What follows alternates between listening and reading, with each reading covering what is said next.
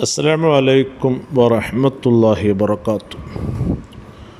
ഗുഹ സ്വപ്നം കണ്ടാൽ വലിയ ഗുഹയൊക്കെ ഉണ്ടാകും. അതിലകപ്പെടുന്നതായിട്ടൊക്കെ സ്വപ്നം കണ്ടാൽ സ്വാഭാവികമായിട്ടും നമുക്ക് ഒരു പേടി തോടുന്നൊരു സ്വപ്നമായിരിക്കും. ഗുഹയിൽ അകപ്പെട്ടു പോകുകയോ അല്ലെങ്കിൽ ഇതുപോലെ എവിടെയെങ്കിലും ഒറ്റപ്പെട്ടു പോവുകയോ ഇങ്ങനെയുള്ള കൂടുതലും അങ്ങനത്തെ ഒരു വ്യാഖ്യാനങ്ങളായിരിക്കും കൂടുതലും നമ്മൾ മനസ്സിലാക്കുക. എന്നാൽ മഹാനായ അബ്ദുൽ ഗനി നാബൽസി റഹിമഹുല്ല അവിടുത്തെ തഅ്തീറുൽ അനാം ഫി തഅബീരിൽ മനാം എന്ന് പറയുന്ന കിതാബിൽ അതിൻ്റെ 399 പേജിലായിട്ട് പറയുന്നുണ്ട്, വാറ് എന്ന് പറഞ്ഞാൽ ഗുഹ എന്നാണ്. അതുകൊണ്ട് വാറും ഫിൽ മനാമി, അതായത് പൊതുവേ ഗുഹ, അതായത് അങ്ങനെ അകപ്പെട്ടു പോകണമെന്നില്ല, വെറും കേവലം ഒരു ഗുഹ സ്വപ്നം കാണുകയാണെങ്കിൽ തന്നെ പേടിയെ തൊട്ടുള്ള നിർഭയത്വം എന്നാണ്.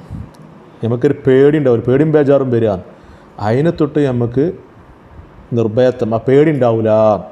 അതാണ് കേവലം ഒരു ഗുഹയെ സ്വപ്നം കാണുകയാണെങ്കിൽ തന്നെ. ഇനി ഗുഹയിൽ നമ്മൾ ഓടി ഒളിക്കുന്നതായിട്ട്, ഗുഹയിൽ അകപ്പെടുന്നതായിട്ട്, ആ ഗുഹയിൽ നമ്മൾ കയറി നിൽക്കുന്നതായിട്ട് അങ്ങനെയൊക്കെ സ്വപ്നം കാണുകയാണെന്നുണ്ടെങ്കിൽ ശത്രുവിനെ തൊട്ടുള്ള ഒരു നിർഭയത്വം, രക്ഷപ്പെടൽ, അതാണ് അതുകൊണ്ട് വീക്ഷിക്കുന്നത്. അതാണ് ഫമൻ റഅ അന്നഹു യഫുറു മിൻ അദുവ്വിഹി ഹത്താ ദഖല ഗോറൻ.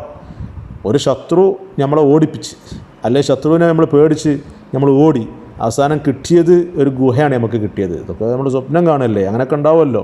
അങ്ങനെ ഗുഹ നമുക്ക് കിട്ടിയത്, ആ ഗുഹയിലേക്ക് നമ്മൾ കയറി, അതാണ് നമ്മൾ കണ്ടെങ്കിൽ ഫഇന്നഹു യഅ്മനു മിൻ അദുവ്വിഹി, കണ്ടോ, ആ ശത്രുവിനെ തൊട്ട് നമുക്ക് നിർഭയത്താണ്.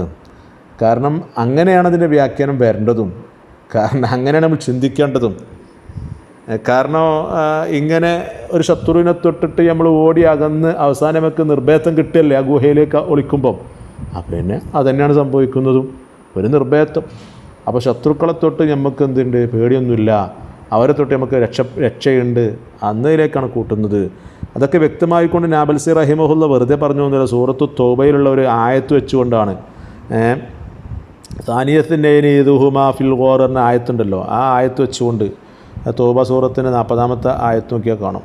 ആ ആയത്ത് വെച്ചിട്ടാണ് അതൊക്കെ പറയുന്നത്, മനസ്സിലായില്ലേ? അപ്പോൾ ഖുർആൻ്റെ വചനം നോക്കിയിട്ട് തന്നെയാണ് അതിൻ്റെ ഈ പറയുന്ന വ്യാഖ്യാനം പറഞ്ഞിട്ടുള്ളതും. അപ്പം നല്ല വ്യാഖ്യാനമാണ് എന്നർത്ഥം.